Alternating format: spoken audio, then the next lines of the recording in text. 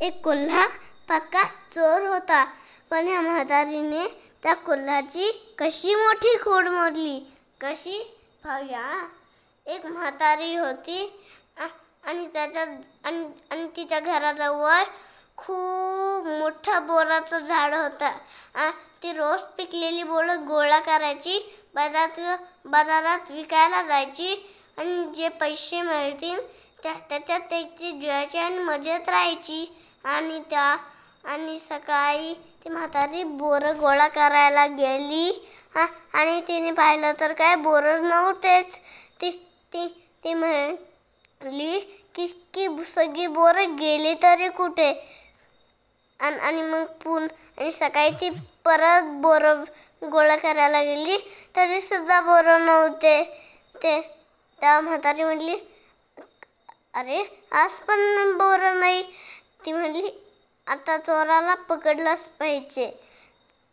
सकाळी म्हातारी आथरून टाकली आणि डोळ्याच्या फटीला हळूच डोळे लावून बघू लागली. कोण येतंय, कोण येतंय, कोण येतंय. 10 वाजले, 11 वाजले, 12 वाजले, कोणीच येईना. तर म्हातारीला वाटलं की चला जाऊन झोपूया. आणि जसं ती झोपायला जाणार तसं पानांचा आवाज आला. म्हातारी परत फटीला डोळे लावून बसली आणि बघायला लागली कोण येतंय, कोण येतंय. तेव्हा तिला कोल्होबा येताना दिसला. कोल्होबा आला, पुढे आला. म्हातारीच्या झोपडीकडे पाहिलं. तो म्हणला, अरे म्हातारी तर झोपलेली दिसतीये. आणि तो म्हणला, हरकत नाही, चला खाऊया बोरं.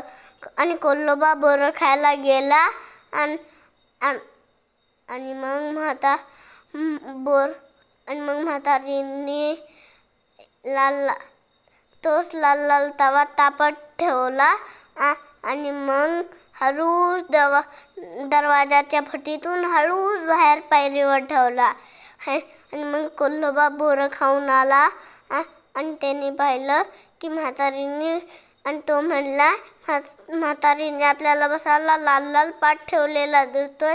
कोल्होबा पुढे आला आणि त्या पाटावर बसला आणि लगेच म्हणायला लागला, होय बसलं. आणि मग म्हातारी लगेच काठी घेऊन बाहेर आली आणि म्हणायला लागली, कोल्होबा बोरं पिकली. नको गड्या म्हातारे, टेरी वाजली. आणि मग धूम प्राणात पळून गेला.